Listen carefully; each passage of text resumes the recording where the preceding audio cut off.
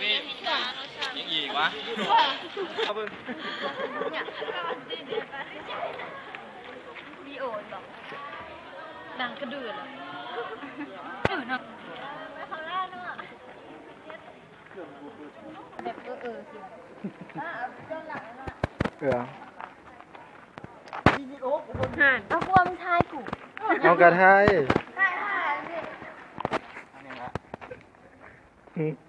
ไม่ใช่เป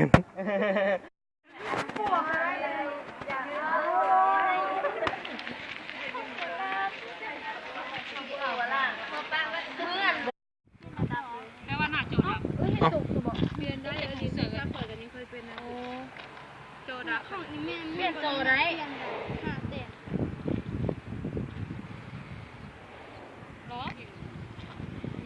ฮัลโหล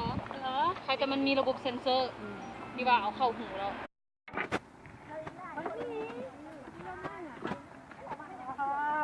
โอ้เขากำลังลงพูดลงเปล่าเฮ็ดบ่ย่างไปเลยย่างไปเลย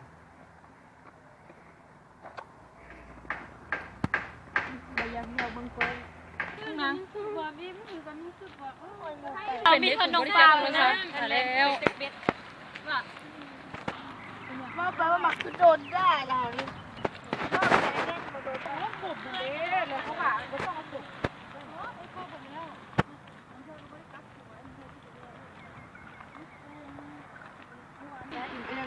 ร้าน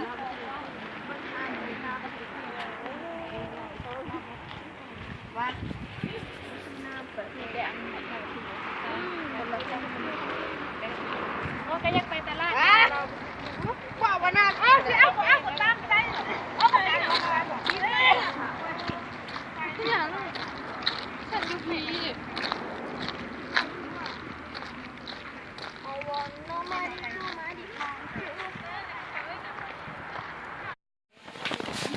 ต้องเป็นมุนดิไอ้เฮียนยังกินเนาะมื้อนี้จุ่มจีนเซส่วนตีนฮะบ่ไม่ดูใครตีนบ่ตีนไก่เด้อตีนไก่เด้อมื้อนี้วันที่3มาเยี่ยมยามให้น้องสมาชิกอยู่มอซอน่ะเราเนาะโอ้ยอันนี้คนใส่เลยโต500 คนน่ะ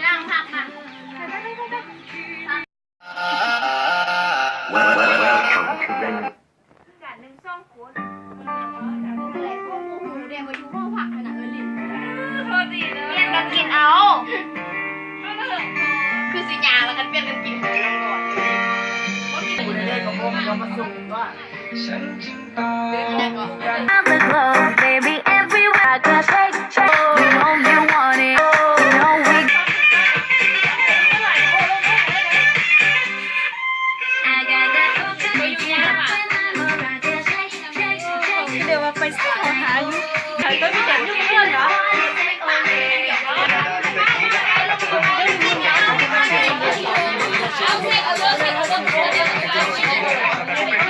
ก่อนนั้นจะเซ่ถึงอ้าวก่อนนั้นก็เซ่เนี่ยมันจริงจังแต่วันเขาเป็นแม่อยากอัดวิดีโออ่ะกันอัดบอลดีกันได้สิปล่อยให้ฟังอีกมาเอากดนี้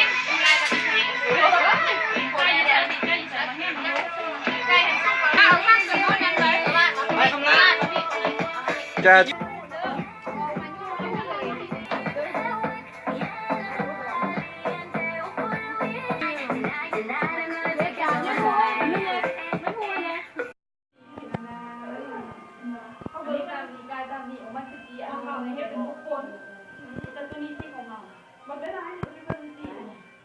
สอนและยาวๆนี่ไม่ใช่ตัวของทุกคนค่ะอันแนวทุกคนแต่กระเลยยาวๆของทุกคนมันที่เขาทำให้ของทุกคนมันทุกคนจะประเมินทางตัวใดคนจากคุณประเมินทางนี้นี่คนอยู่ในตัวนี้ตัวเดียวเจ้านี่ของคนการสอน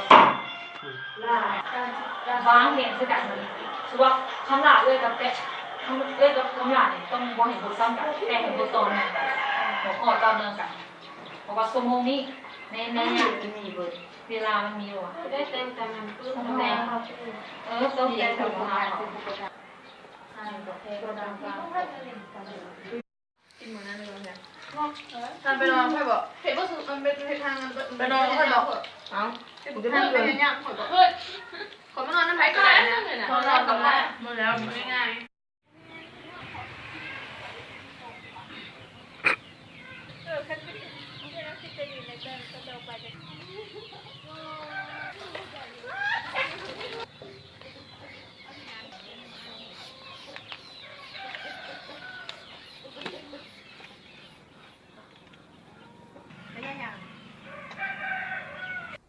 นี่อย่างแล้วก็สับ ยาเด้อมึงอยากได้เหรอ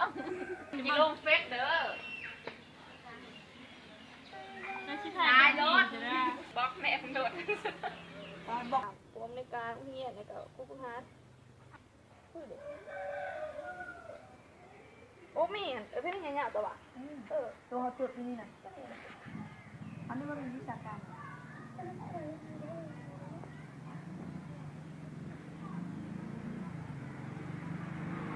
คุณบูบี้แบบยังใส่เรียกคอยกันนั่งคือประกันคอยดีเดี๋ยวทำได้เดี๋ยวมาใส่ยังเป็นโมงมือบริบทโอ้ยแดงถุงมือป้าเจ๊ตาย